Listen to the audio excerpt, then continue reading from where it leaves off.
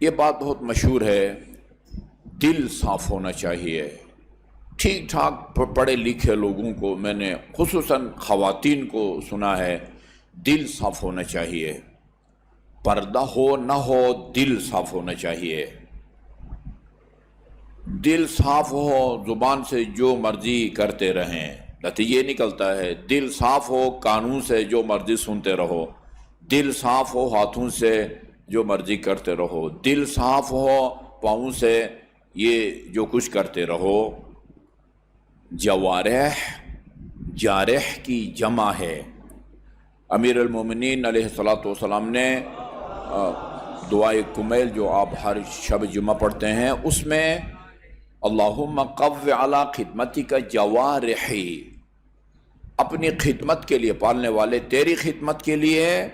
تیری خدمت کا مطلب یہ نہیں کہ ہم اللہ تعالیٰ کی خدمت کریں، ان کو کھانا پیش کریں، اس کے اللہ تعالیٰ کے احترام میں اٹھیں، یعنی تیرے خدمت کا مطلب تیرے دین کی خدمت ہے، تیرے اولیاء اور تیرے اوصیاء اور تیرے نمائندوں کی خدمت مراد ہے۔ تیری خدمت کے لیے میرے جوارح کو، یہ اعضائے بدن کو مضبوط فرما۔ جوارح اردو میں استعمال ہوتا ہے، جو جمع ہے، واحد بہت کم استعمال ہوتا ہے۔ جوارح کا واحد جارحہ ہے۔ یہ طولانی حدیث جس کا کچھ حصہ میں آپ کی خدمت میں عرض کروں گا، امام جعفر صادق علیہ السلام نے جوارح کا جو واحد ہے اس کو استعمال کیا ہے، جارحہ واحد ہے اور جوارح اس کی جمع ہے۔ جس طرح مسجد واحد ہے، مسلمان واحد ہے، تو ان کی جمع مساجد ہے۔ مسلمین عربی میں یا مسلمون یا مسلمین، وہ عربی قواعد کے تحت کبھی مسلمون پڑھا جاتا ہے، کبھی مسلمین پڑھا جاتا ہے۔ تو آپ نے جارحہ کا لفظ استعمال کیا ہے۔ ہاتھ ایک جارحہ ہے، زبان ایک جارحہ ہے، کان جارحہ ہے، پاؤں جارحہ ہے۔ دل صاف ہونا چاہیے، اس میں کوئی شک نہیں ہے، دوسری رائے ہے نہیں کہ دل کو صاف ہونا چاہیے۔ یہ آپ کہاں سے معلوم کریں گے کہ دل صاف ہے؟ ECG کے ذریعے پتہ چلے گا کہ آپ کا دل صاف ہے، یا کوئی اور پتہ نہیں، وہ MRI اور بہت قسم کے دقیق قسم کی جو ہے نا وہ ٹیسٹ ہیں، وہ کیسا پتہ چلے گا آپ کا دل صاف ہے؟ یہ آپ کا عمل بتائے گا دل صاف ہے یا نہیں ہے۔ آپ کی زبان بتائے گی کہ دل صاف ہے یا نہیں ہے، آپ کا ہاتھ بتائے گا کہ آپ کا دل صاف ہے یا نہیں ہے۔ کیونکہ اس صفائی سے مراد وہ فزیکلی صفائی مراد نہیں ہے، ٹھیک ہے، وہ اس کے ذریعے ECG کے ذریعے یا آپ جو انجیوگرافی کرواتے ہیں ان کے ذریعے پتہ چل جائے گا کہ بھئی سارے شریان کام کر رہے ہیں نہیں کر رہے ہیں، کوئی وال بند ہے نہیں ہے، یہ تو پتہ چل جائے گا۔ لیکن یہاں جس بات صفائی یا گندگی کی بات ہو رہی ہے، یہ وہ فزیکلی صفائی یا گندگی کی بات نہیں ہو رہی ہے۔ یہ جو روایات میں آپ سنتے ہیں اور پڑھتے ہیں، میں آپ کو کئی دفعہ سنا چکا ہوں، آپ جب ایک گناہ کرتے ہیں، آپ کا صاف اور شفاف دل پر ایک سیاہ نقطہ جو ہے نا وہ بن جاتا ہے۔ اب جب ECG کرا لیں، وہ کرا لیں، انجیوگرافی کرا لیں، دل پر آپ کو کوئی وہ سیاہ داغ، یہ جو آپ کے بائیں پہلو میں وہ ہے، اس میں آپ کو وہ سیاہ داغ نظر نہیں آئے گا۔ وہ کچھ معنوی جو ہے نا وہ گندگی یا صفائی ہوتی ہے۔ وہ گندگی جو ہے نا اس کی ترجمانی کریں گے آپ کے اعضائے بدن، اور صفائی کی بھی ترجمان کریں گے یا دلیل بنیں گے۔ یہ ہمارے اعضائے بدن یا دل کی صفائی کی دلیل اور نشانی بنتے ہیں، اور ان کے اعمال، اور اسی طرح ہمارے اعمال دل کی گندگی صفائی کے اعمال بنتے ہیں۔ یہ کہنا انتہائی سادگی ہے۔ دل صاف ہونا چاہیے، عمل کچھ بھی ہو بھی آپ کا عمل بتائے گا کہ دل صاف ہے یا نہیں ہے۔ اس مختصر تمہید کے بعد میں آپ کی خدمت میں امام علیہ السلام کا یہ فرمان پیش کروں گا۔ آخری راوی ہے ابی عمر الزبیری عن ابی عبداللہ علیہ السلام۔ ایک طولانی حدیث میں امام علیہ السلام نے فرمایا، جب آپ سے پوچھا گیا، یہ بہت غور طلب بات ہے، ایک پیچیدہ مسئلے کو بڑے سادہ الفاظ میں امام علیہ السلام نے ایک انتہائی پیاری اور دل نشین تشبیہ کے ذریعے اس حقیقت کو بیان کیا ہے۔ آپ سے جب پوچھا گیا کہ ایمان صرف اقرار کا نام ہے یا عمل کا بھی ایمان میں کوئی دخل ہے، عمل ایمان کا حصہ ہے یا ایمان کوئی اور چیز ہے، عمل ایک فالتو جو ہے نا وہ کارنامے کا نام ہے، امام نے فرمایا ایمان عمل ہی عمل ہے، ایمان عمل ہی عمل ہے۔ البتہ اللہ تعالیٰ نے آپ کے ایمان کو جتنے آپ کے اعضائے بدن ہیں نا، غور سے سنیے گا، جتنے آپ کے اعضائے بدن ہے، دل سمیت جتنے آپ کے اعضائے عمل ہیں، اللہ تعالیٰ نے ایمان کے حصے بنا کے ان اعضائے بدن کے ذمے لگا دیا ہے۔ جی، دل جو آپ کا ایک اعضائے بدن میں سے ایک عضو ہے، امام کے فرمان کے مطابق جارحہ ہے، بدن کے حصے، بدن کے اجزاء میں سے ایک حصہ ہے، اس کے ذمے ایمان کا ایک حصہ لگایا ہے کہ یہ تو نے کرنا ہے، یہ عمل تو نے کرنا ہے۔ ایمان کا ایک حصہ اللہ تعالیٰ نے تیری زبان کے ذمے لگایا ہے، ایمان کا ایک حصہ اللہ تعالیٰ نے تیرے کانوں کے ذمے لگایا ہے، ایک حصہ تیرے ہاتھوں کے ذریعے لگایا ہے۔ یہ ایمان کو اللہ تعالیٰ نے تقسیم کیا ہوا ہے اعضائے بدن میں، جو ذمہ داری زبان کی ہے وہ کان کی نہیں ہے، جو ذمہ داری کان کی ہے وہ باقی اعضائے بدن کی نہیں ہے، جو ذمہ داری دل کی ہے وہ باقی اعضائے بدن کی نہیں ہے۔ خلاصہ ہے، اور میں بطور تبرک یقیناً امام علیہ السلام کے دہان مبارک سے نکلے ہوئے الفاظ، ان کا اپنا ایک اثر ہوتا ہے۔ ان اللہ فرض الایمان علی جوارح ابن ابی آدم، اللہ تعالیٰ نے ایمان کو اولاد آدم کے اعضاء اور جوارح کے اوپر فرض قرار دیا ہے۔ بعض دوسری تعبیر ہے بس الایمان علی جوارح اولاد آدم، پھیلا دیا ہے۔ بس یبث کا مطلب ہوتا ہے پھیلانا۔ لائیو پروگرام کو عربی میں بث مباشر کہتے ہیں، یعنی ڈائریکٹ لائیو پروگرام کو بس یعنی نشر کر دینا، پھیلا دینا۔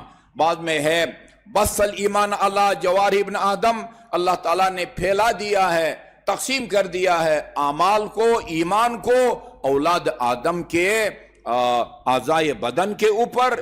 یہاں فرمایا ہے فرض الایمان علی جوارح ابن ابی آدم، بات ایک ہی ہے، اللہ تعالیٰ نے ایمان کو اولاد آدم کے اوپر فرض قرار دیا ہے، اولاد آدم کے ایک ایک عضو کے ذمے ایک جو ہے نا وہ فرض کی ادائیگی کو قرار دیا ہے۔ وَقَسَمَهُ عَلَيْهَا، قسمہ یعنی ایمان کو تقسیم کیا ہے انسان کے اعضائے بدن میں، وہ جس طرح آپ نیاز جو ہے نا وہ حاضرین مجلس میں تقسیم کرتے ہیں، جی ہاں، وَفَرَّقَهُ فِيهَا، تفریق کا معنی بھی وہی تقسیم کرنا ہے، منتشر کرنا ہے، وہی نا فرقواریت، اسی سے ہے نا تفریق، وہ فلان ہے۔ اچھا جی، فَلَيْسَ مِن جَوَارِحِهِ جَارِحَةٌ إِلَّا وَقَدْ وُكِّلَتْ مِنَ الْإِيمَانِ بِغَيْرِ مَا وُكِّلَ بِهِ أُخْتُهَا، یہ اعضائے بدن میں سے ہر عضو کے ذمے ایمان کا وہ حصہ لگایا جو اس عضو کی دوسری بہن، اب یہ تعریف امام کی ہے نا، یہ یوں سمجھے کہ اعضائے بدن میں کان جو ہے نا وہ آنکھ کی بہن ہے، وہ اس کی بہن ہے، ہاتھ پاؤں کی بہن ہے، یہ بتایا ہے۔ اللہ اختہا، اخت بہن بھی ترجمہ نہ کریں، یہ اخت مثل کے معنی میں بھی استعمال ہوا، جہاں بہن کے معنی میں استعمال ہوا ہے وہ عربی میں کہتے ہیں کانا و اخواتہا۔ کانا ایک لفظ ہے، اس کا اپنا ایک عمل ہے، کانا اور اس کی بہنیں، بہنوں سے مراد کانا، سارا، ظلا، باتا، یہ کچھ مخصوص افعال ہیں، وہ پھر اپنے آنے والے اسماء کو کسی کو پیش دیتے ہیں، کسی کو زبر دیتے ہیں، تو یہاں اخت کا معنی ضروری کہ بہن ہی ہو، یعنی کان اور کان جیسے دوسرے اعضائے بدن، زبان اور زبان جیسے دوسرے اعضائے بدن، تو ایک عضو کے ذمہ وہ کام لگایا کہ جو دوسرے اس کے جو اعضائے بدن ہے اس کے ذمہ نہیں لگایا۔ وَأَمَّا فَأَمَّا مَا فُرِضَ عَلَى الْقَلْبِ، قلب جو آپ کے اعضاء بدن میں سے ایک عضو ہے، اس کے ذمہ اللہ تعالیٰ نے کیا لگایا ہے؟ من الایمان، ایمان کا جو حصہ اللہ تعالیٰ نے دل کے ذمہ لگایا ہے وہ کیا ہے؟ فَالْإِقْرَارُ وَالْمَعْرِفَةُ وَالْعَقْدُ وَالرِّضَا وَالتَّسْلِيمُ، یہ دل کا گرہ، عقد کا مطلب ہوتا ہے گرہ لگانا نا، اور یہ گرہ ہے دل اقرار کرے، دل معرفت حاصل کرے، دل راضی ہو، دل اللہ تعالیٰ کے سامنے سر تسلیم خم کرے۔ کس بات کا اقرار کرے دل؟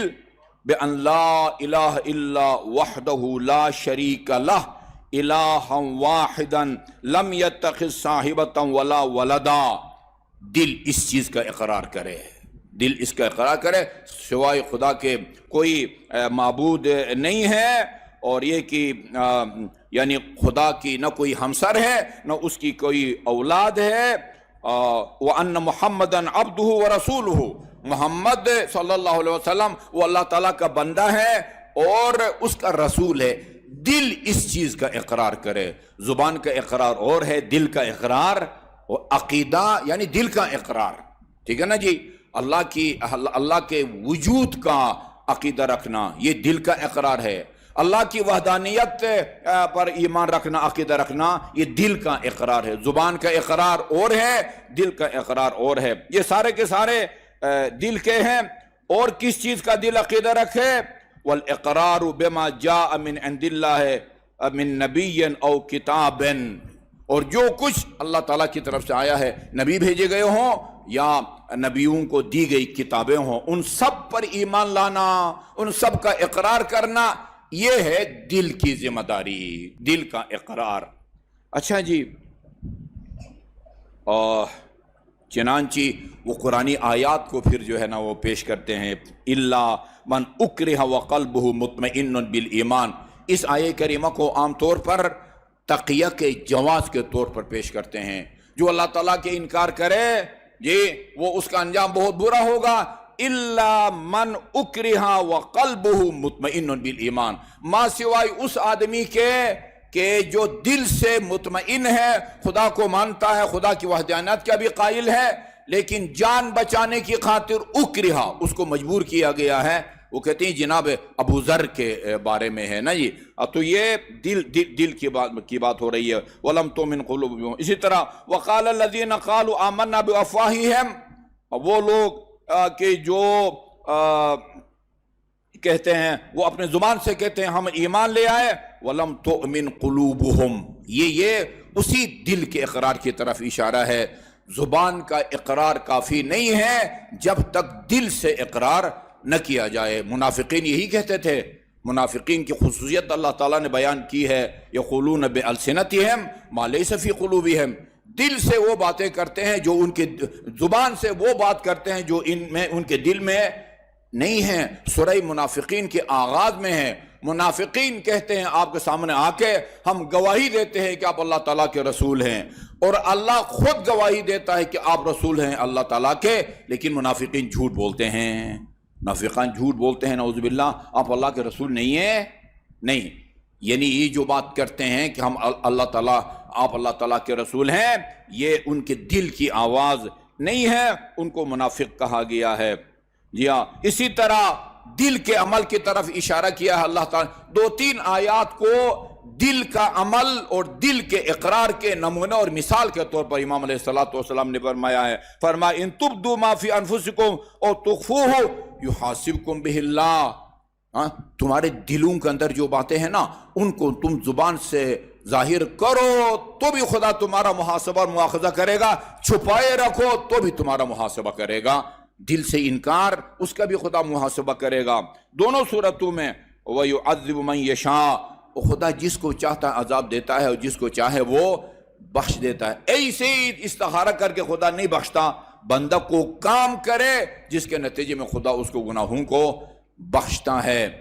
یہ بتایا گیا ہے آپ کو، امیر المومنین کے فضائل کو بیان کرنے والے کو خدا بخشتا ہے، سننے والے کو خدا بخشتا ہے، مطالعے کرنے والے کو بخشتا ہے، لکھنے والے کو بھی بخشتا ہے، محمد اور آل محمد پر صلوات بھیجنے والے کو بھی بخشتا ہے، 5 وقت کی نماز پڑھنے والے کے گناہوں کو بھی اللہ تعالیٰ بخشتا ہے۔ پھر فرمایا فَذَلِكَ مَا فَرَضَ اللَّهُ عَلَى الْقَلْبِ مِنَ الْإِقْرَارِ وَالْمَعْرِفَةِ، یہ جو میں نے تمہیں بتایا ہے یہ دل کا اقرار ہے، یہ دل کا عمل ہے، یہ دل کی معرفت ہے، وَهُوَ عَمَلُهُ، اور یہی دل کا عمل ہے۔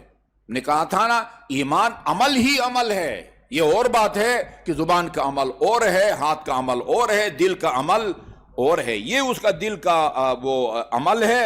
اور فرمایا وَهُوَ رَأْسُ الْإِيمَانِ، اور یہ بھی تمہیں بتاؤں، ٹھیک ہے ہاتھ کی عبادت بھی جو ہے نا وہ ایمان ہے، آنکھوں کا عمل بھی عبادت ہے، کان بھی، لیکن اعمال کا سردار یا سرتاج وہ دل کا ہے، دل کا عمل باقی اعضاء بدن کے اعمال سے افضل ہے۔ وَهُوَ رَأْسُ الْإِيمَانِ، وہ ایمان کا راس و سر ہے۔ وَفَرَضَ اللَّهُ عَلَى اللِّسَانِ، اچھا زبان پر اللہ تعالیٰ نے کیا ذمہ داریاں وہ عائد کی ہیں؟ زبان کا ایمان، دوسرے الفاظ میں یہ تو ہے دل سے اقرار کرے اللہ کے وجود کا، اس کی وحدانیت کا، آن حضرت کی رسالت کا، آسمانی کتابوں کا، وہ دل سے اقرار کرے۔ زبان پر کیا اللہ تعالیٰ نے فرض قرار دیا ہے؟ یہ فرض اللہ علی اللسان القول والتعبیر عن القلب بما عقد علیہ وعقل بہ، جو کچھ دل نے اقرار کیا ہے نا کہ اللہ ہے اور اس کے علاوہ کوئی معبود نہیں ہے، آن حضرت اللہ تعالیٰ کے آخری نبی ہیں، وہ جو شریعت لے کے آئے ہیں وہ حق اور سچ ہے، دل نے یہ اقرار کیا ہے، زبان بھی اسی چیز کا اقرار کرے، یہ زبان کا ایمان ہے۔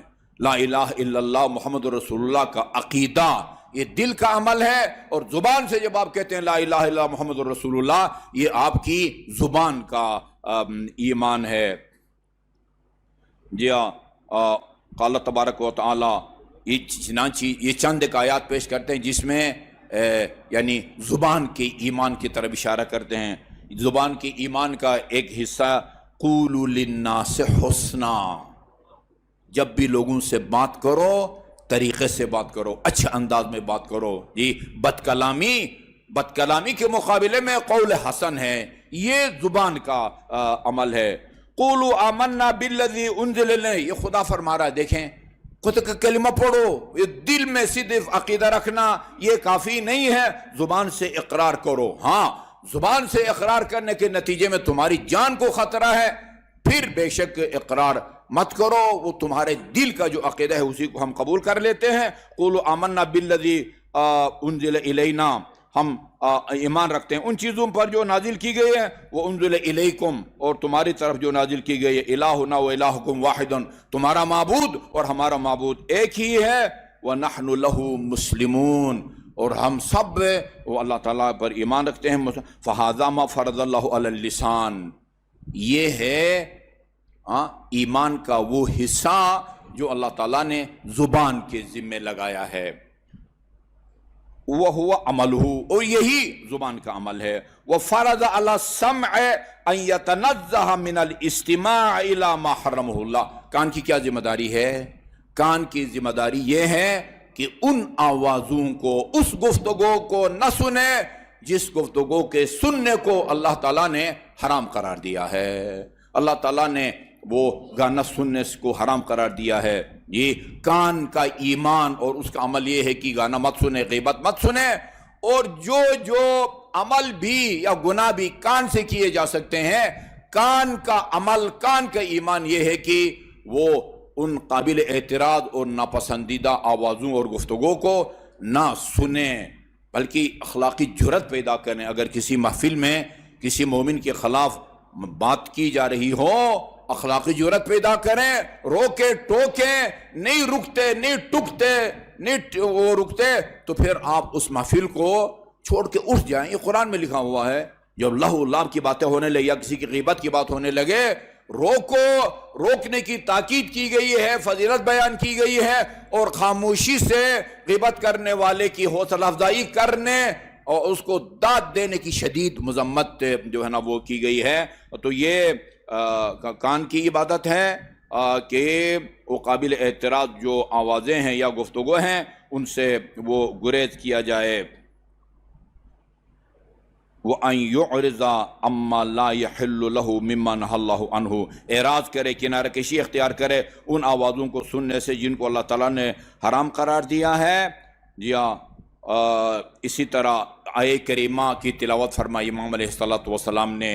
جی ہاں، وَقَدْ نَزَّلَ عَلَيْكُم مِّنَ الْكِتَابِ، اللہ تعالیٰ نے تمہارے اوپر کتاب کو نازل کیا ہے، ان اذا سمعتم آیات اللہ یکفر بها ویستہزأ بها، تمہارے سامنے وہ جب قرآنی آیات کو سنو کہ جس کو لوگ جھٹلاتے ہیں، اس کا مذاق اڑاتے ہیں، فلا تقعدوا معهم، اس نشست میں مت بیٹھو، اس نشست سے فوراً وہ اٹھو اور اس چیز کو خیر بات کرو، حتی یخوضوا فی حدیث غیرہ، جب تک وہ اپنی گفتگو کا موضوع چینج نہیں کرتے، اس وقت تک اس محفل میں بیٹھنا جہاں قرآنی آیات کا مذاق اڑائے جا رہا ہوں جائز نہیں ہے۔ ہم نے مصادیق کو تلاش کرنا ہے، وہ محفل یا مجلس جس میں نماز اور نمازی کا مذاق اڑایا جاتا ہے، اس آیے کی روشنی میں اس مجلس میں بیٹھنا جائز نہیں ہے۔ اور یہ آپ کے سامنے ہے، نماز کا بھی مذاق اڑایا جا رہا ہے، نمازی کا مذاق اڑایا جا رہا ہے، بلکہ یہاں تک کہا جا رہا ہے کہ اللہ تعالیٰ نے نماز پڑھنے والے پر لعنت بھیجی ہے۔ جس محفل میں مجلس میں خطیب یہ کرتا ہو، یہ اللہ تعالیٰ فرماتا ہے اٹھ جاؤ، اس مجلس میں نہ بیٹھو، اس مجلس میں بیٹھنا الہی قدروں کے مذاق اڑانے والے کی حوصلہ افزائی ہوتی ہے۔ تعاون علی الاثم کے زمرے میں آتا ہے۔ خدا نے قرآن فرمایا ہے تعاون علی البر والتقوی، تقوی کے معاملے میں اور نیکی کے معاملے میں ایک دوسرے کے ساتھ تعاون کرو، ولا تعاون علی الاثم والعدوان، ظلم کوئی کر رہا ہو، گناہ کر رہا ہو، اس کے ساتھ تعاون مت کرو۔ ایسے آدمی کی مجلس میں بیٹھنا کہ جو لوگوں کے عقائد بگاڑتا ہو یا عبادات کا مذاق اڑاتا ہو، ان کی اہمیت کو کم کرتا ہو، یہ تعاون علی الاثم کے زمرے میں آتا ہے، یعنی گناہگار کے ساتھ تعاون کرنا جس کو اللہ تعالیٰ نے حرام قرار دیا ہے۔ اللہ تعالیٰ ہمیں اور ہمارے اعضائے بدن کو ایمان کے تمام درجات کو حاصل کرنے کی توفیق عطا فرمائے۔